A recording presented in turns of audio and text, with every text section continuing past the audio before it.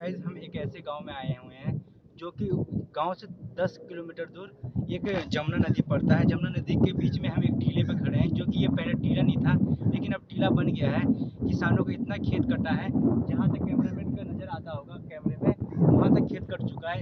यह कि इनका पीछे भी कट चुका है। दिखाइए कैमरामैन। हम ये बता दें, ये पहले खेत हुआ करता था, यहाँ पे इंजन वगैरह सब डूब चुके हैं। यह बाढ़ आए हुए कम से कम 1 महीना 2 दिन हो चुका है। जो कि यहाँ के लोग ऊपर मतलब कि रोड पे रहते थे, रोडों से अब धीरे धीरे नीचे की ओर आ रखे हैं। जो कि किसान एक खेती करते थे, वो किसान अब क्या करेंगे ये भगवान जाने। लेकिन हम बताते हैं, यहाँ पे कई लोगों का घर, इंजन वगैरह, मतलब कि खेत करने के सारे सामान, और जो रहते थे वो छोड़ ही दो। यहाँ पे देखो, यहाँ पे एक बोर था जो कि पेड़ था, पेड़ कवर के चला गया। यहीं 2 इंजन थे, 2 इंजन यहीं पे थे, और दोनों के दोनों एकदम जमुना मैया ने ले लिया है, मतलब कि आपदा में चला गया है। हम ये बताते हैं, ये बगल में जमुना थी, जमुना यहीं बहती थी। अब देखिए, ये जो हम जहाँ खड़े हैं वहाँ पर खेती हुआ करता था, यहाँ पे खेती हुआ करता था। खस मतलब यहाँ पे फसल ही था, फसल। अब देख रहे हो सारा बंजर, एकदम बंजर हो गया है। यहाँ पे फसल उसल कुछ नहीं है, जगह जगह पे पेड़ लगा हुआ है, क्योंकि यहाँ पे खेत था तो पेड़ भी होगा। देखिए पेड़ दिख रहा है। हम बता दें कि अब किसान ऊपर से, मतलब कि रोडों पर से अब धीरे धीरे नीचे आना स्टार्ट कर दिए हैं। ये वाला यहाँ पे, ये वाला पता कैसे चलता है कि इंजन है वहाँ पर? अरे अनुमान लगाए वहाँ से। RX है ना ये? हाँ, कौन सा है फिर?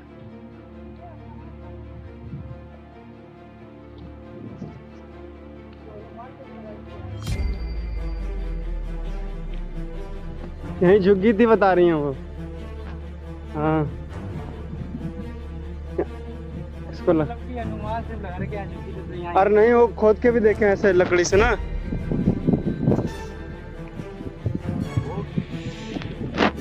तो होगा।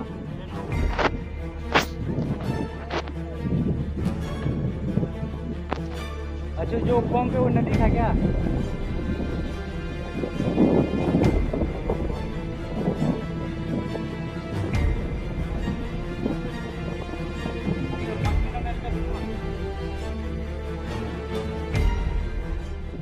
ये जो आंटी हैं वो बता रही है कि यही इनका घर था, और इनका इंजन और जो पाइप है वो हेड पंप है, तो उसी के नीचे जो बोरिंग होता है, इंजन खेत में सिंचाई करने वाला वो था।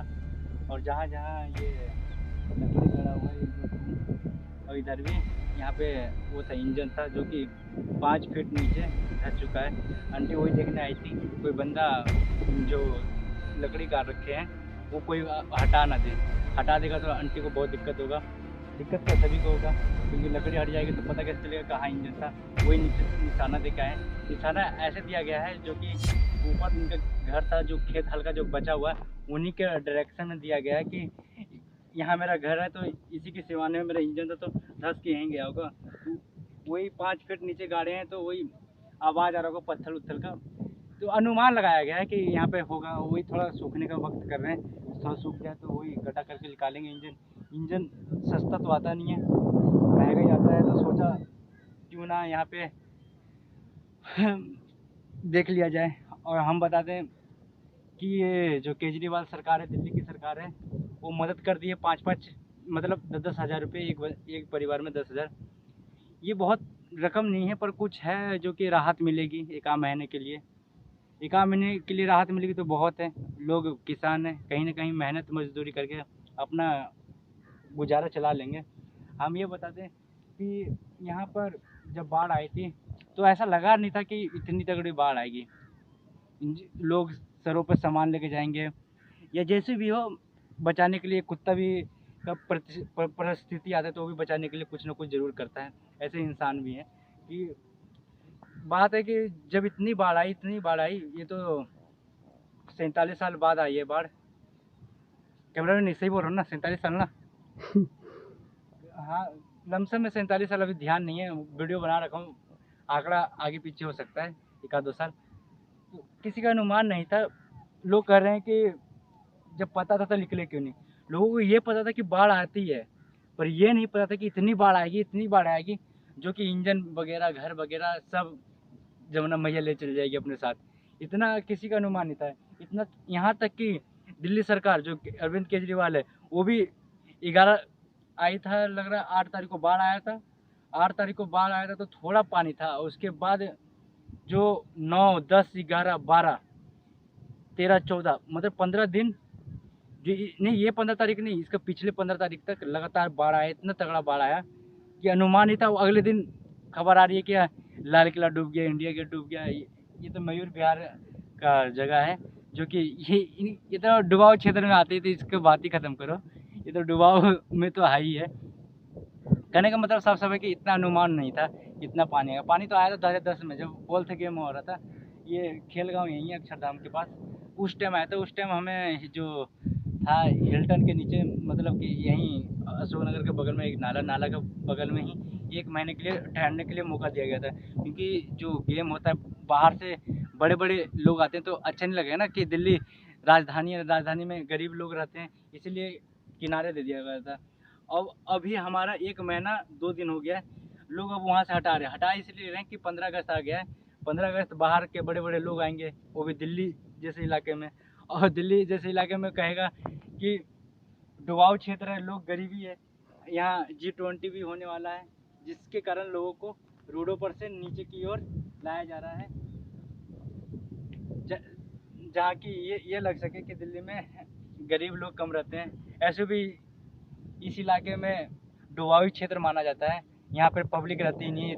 ये दिल्ली सरकार का कहना है, मतलब और लोगों को कहना है, यहाँ लोग नहीं रहते, पर उनको इतना पता है इलेक्शन का टाइम कि यहाँ लोग रहते हैं। ये तो सभी हर जगह होता है। ये थोड़ा मजाक था। मैं हम बताते कि ये हर जगह होता है कि इलेक्शन के टाइम में सबको पता चल जाता है यहाँ लोग रहते हैं। जब इलेक्शन खत्म हो जाता है, वो भूल जाते हैं कि ये डुबाऊ क्षेत्र है, तो ये है, तो फलना है, तो ढकना है। यहाँ कोई सुविधा ऐसे सरकार की तरफ से नहीं मिलता।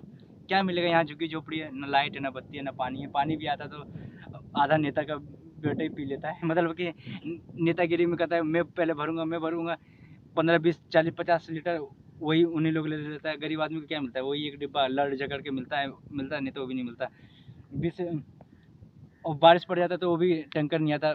खाली एक पानी की सुविधा मिलता है यहाँ के लोगों को, वो भी बहुत कम। और बाकी तो हम बताते हैं, धूप होता है तो लोगों को प्रॉब्लम होता है, काहे कि झुग्गी है, तपता है तो गर्मी होती है। और हम ये बताते हैं, जब बारिश होती है तो प्रॉब्लम होता है, काहे कि यहाँ का रास्ता इतना ख़राब है, हम बता नहीं सकते। और हम ये भी बता दें कि धूप होता है तो प्रॉब्लम होता है, गर्मी होती है तो प्रॉब्लम होता है, बरसात होता है तो प्रॉब्लम होता है, और बाढ़ आता है तो प्रॉब्लम होता है। मतलब ये सब तो आदमी झेल ही लेता है, धूप, बरसात, गर्मी। और बाढ़ तो समझ ही सकते हो कि कोई नहीं झेल पाएगा, पानी में कौन इतना देर रहेगा।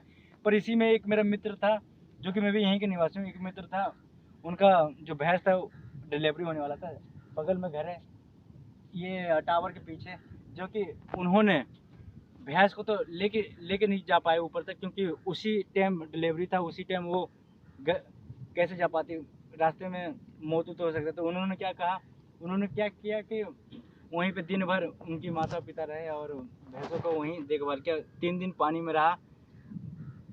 जो मेरा दोस्त था उसका पैर तो सड़ ही गया था। वही बता रहा हूँ, छोटा मोटा कहानी होती रहती है, मतलब कहानी क्या, वही घटना होते रहता है। बहुत लोगों को हर सामान डूब गया, क्या किया जाए, पर आवदा ही था। हर चीज़ को रोका जा सकता है, पर पानी और बिजली को तो रोका नहीं जा सकता। पर थोड़ा सरकार के ऊपर भी ढिलाई थी, वो समय पे नाव भेजते, समय पे हर चीज़ करते, तो इतना लोगों को प्रॉब्लम नहीं हो सकता था, नहीं आ सकता था। ताकि नाव नहीं होने के कारण लोगों का इतना नुकसान झेलना पड़ा। और कह रहे कि बताया तो गया था, पर ये नहीं बताया गया था कि इतना पानी आएगा। गाय के सारे सोच में थे कि यहाँ तो पानी आता ही नहीं है। पानी तो आता है आसपास, पर इस इलाके में पानी नहीं आता। और अब इस इलाके में पानी नहीं आने के कारण ये नुकसान भोगना पड़ा पब्लिक को। इतना ही नहीं, बहुत जो भोगना पड़ा। और समय पे नाव आता है, 1 नाव 2 नाव है, और कम से कम 2-3 हज़ार आदमी होंगे यहाँ पे बेले में। 2 नाव 2-3 हज़ार आदमी को कैसे निकल पाएगा? एक ही घर में इतना सामान है कि नाव भी भर जाएगा। तो वही है कि दो नाव आए थे, और 2 भी नाव आए थे। आप तो जानते ही हो, 2 नाव ये 2 नाव होता है तो आधा तो नेता ही का वही नेता वाला हिसाब है कि पहले हमारा निकलेगा तो दूसरे का निकलेगा, उसी में भी अधिकारी बाबू भैया ये वो फलना ढिकना करना पड़ता है, पैर जोड़ना पड़ता है। उस सरकारी नाव पे भी पैर हाथ जोड़ना पड़ता है कि हमारा सामान डूब रहा है तो हमें भी रेस्क्यू किया जाए, मतलब सुरक्षा जगह पे पहुंचाया जाए। तो कितना तो प्राइवेट नाव आया था, 2-3 प्राइवेट भी नाव आया था, वो तो उन्हीं को लोग पैसे दे के 300-400 जो भी हुआ बंदा मानता गया, लेता गया। और सरकारी नाव भी कुछ पैसे पे चली, ऐसी बात नहीं है कि क्या भलाई के लिए काम किया, रात को पैसे पे भी चलिए हम भी। क्या बताए, छोड़िए अब हटाइए। तो हम बता दें कि जो ये यहाँ पे था, धर्मेंद्र भैया आप यहाँ जामुन खाने आया कर रहे थे, कुछ बताइए कि यहाँ पे जामुन जो था कैसा बगीचा था यहाँ पे? बहुत सुंदर बगीचे थे, फूल और फल के जो बगीचे ही थे इधर आसपास में, और खेती भी हुआ करती थी। किनारे किनारे जामुन के पेड़ थे। ये हमारे धर्मेंद्र भाई हैं जो कि यहाँ पे यहीं पे रहा करते थे। हम बताते कि ये मेरे दोस्त भी है और बहुत दिन से यहाँ रहा है। पहले मैं यहाँ नहीं रहता था, मैं यहीं रहता था, पर हनुमान मंदिर पर रहता था। पर ये जो हैं यहीं पे रहा करते थे। हम ये बताते हैं, हम ये पूछना चाहते हैं, यहाँ पर डर लगता था ना कुत्ता से? हाँ, यहाँ से कुत्ते थे, क्योंकि जो लोग बाग बगीचे करते थे और जो खेती वेती करते थे तो कुत्ते भी रखते थे। तो वो कुत्ते रात को ज़्यादा खतरनाक हो जाते थे। दिन में तो थोड़ा लोग पहचानते थे कि आसपास के हैं ये बंदे, तो नहीं काटते। रात को ये पागल जैसे हो जाते थे, कुत्ते तो काटने दौड़ते थे। तो हमें ये बताइए, जो यहाँ पे क्या क्या चीज़ का पेड़ था जो कि चला गया? देखो ये बरगद का पेड़ है जो बहुत पुराना था, विशाल था, और इसको जड़ से उखाड़ फेंका है, बस जड़ी बचिया है, और उसके पेड़ को अब दिख नहीं रहा है कुछ भी, सूख गया था। देखो इतना गड्ढा करके उखाड़ दिया। मतलब कि आप ये कहना चाहते हो कि जो यहाँ पे पेड़ था वो जड़ कबाड़ के पूरा चला गया ना? बहुत विशाल पेड़ था, उसको उखाड़ के फेंक दिया।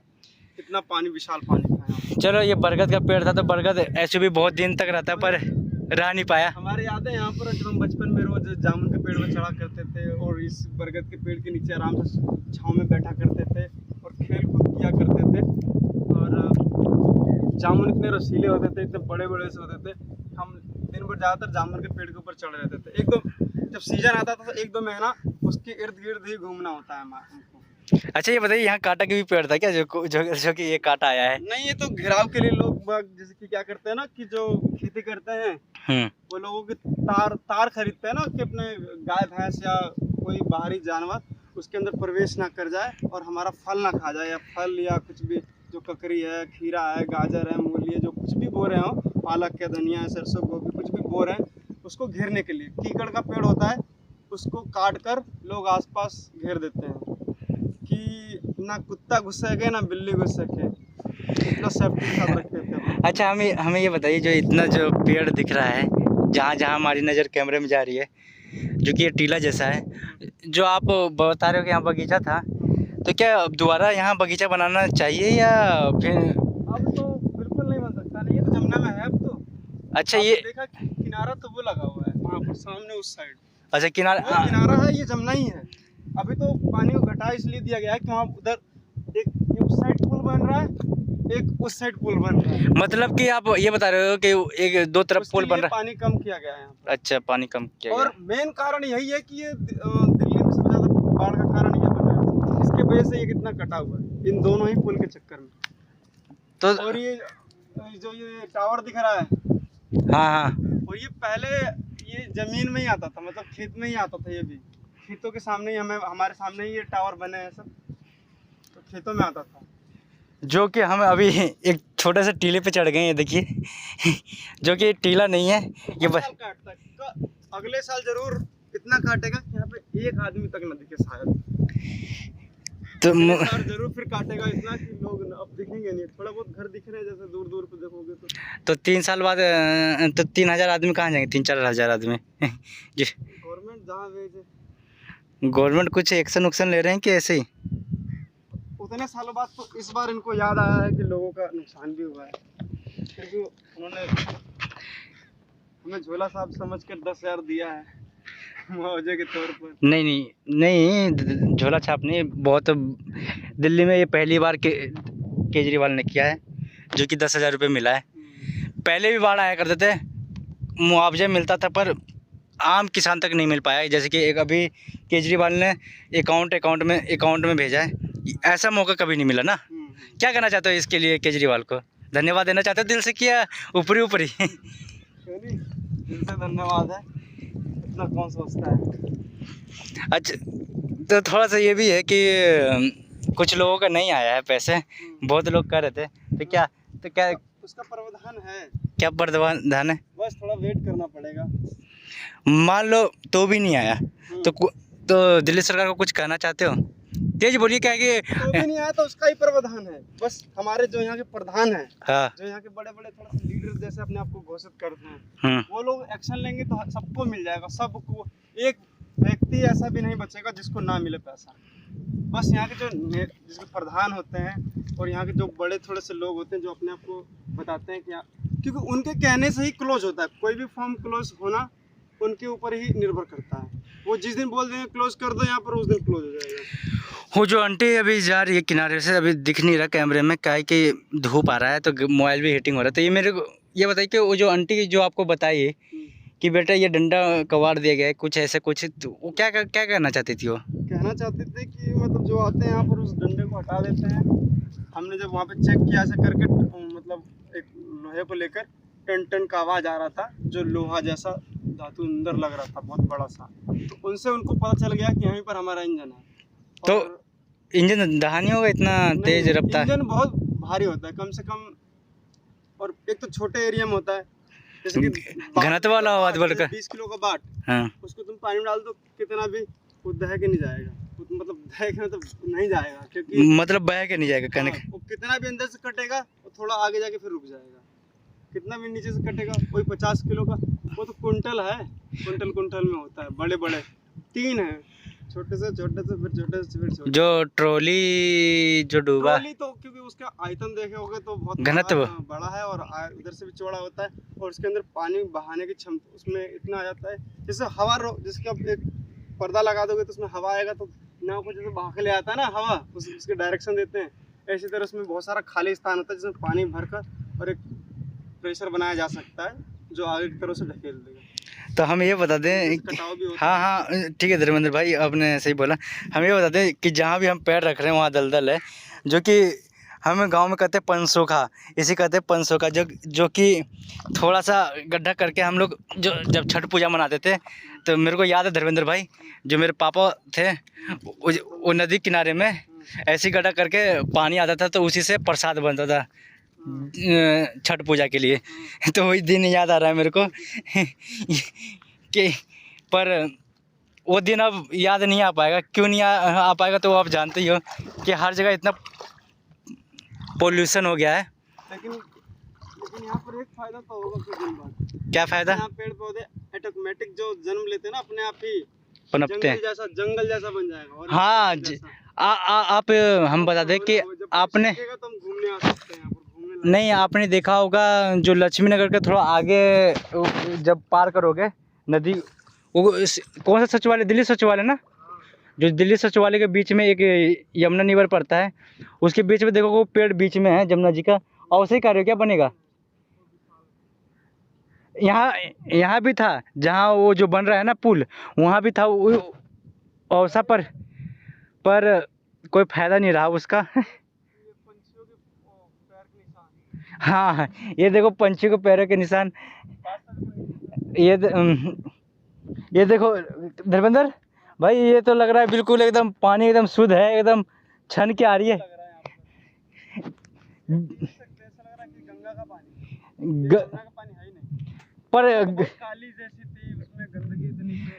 हम बता दें कि हम जमुना के ऊपर भी वीडियो बनाए थे, पर 3-4 व्यू गया, अभी डाला हूँ कल परसों का है कि डालना चाहिए, तो उसी टाइम हमें याद नहीं रहा, जो कि जमुना अभियान में बहुत लोग साथ दिए थे, पर नहीं आया, कोई बात नहीं, पर वो है रहेगा। लग रहा है गैस बना रखा है और हम लोग जमुना में अंदर प्रवेश करते हुए, इधर उतना नहीं है ना, इधर तो लेना है।